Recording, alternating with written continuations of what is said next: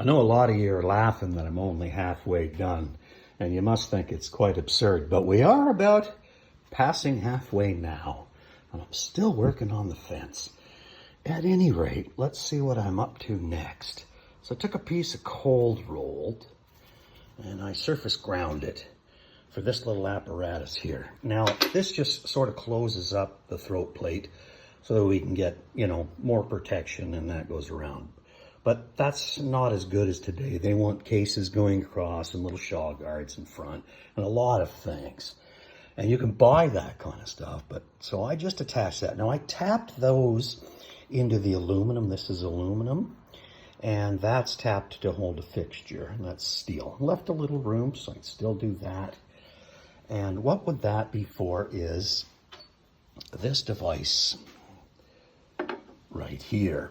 And that is just a mount for like a shaw guard, a quarter thing. We'll show you what I mean. So now what we can do here is we can adjust that forward. We can have little rings. We can have a little plate that comes across here. Very simple. It slides on here. It also slides on there.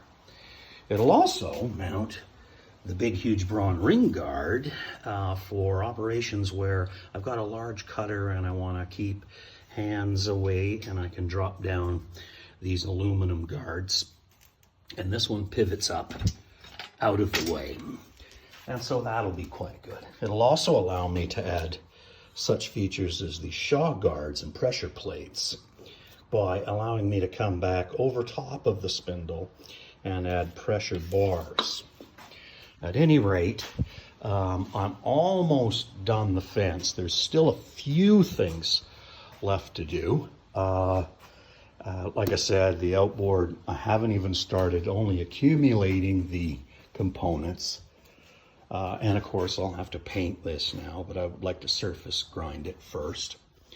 But anyway, please comment. I know it's not done, but of any of you guys that have got decent spindle molders may appreciate this concept. Thanks for following, and as I said, I'm a little more than half done now.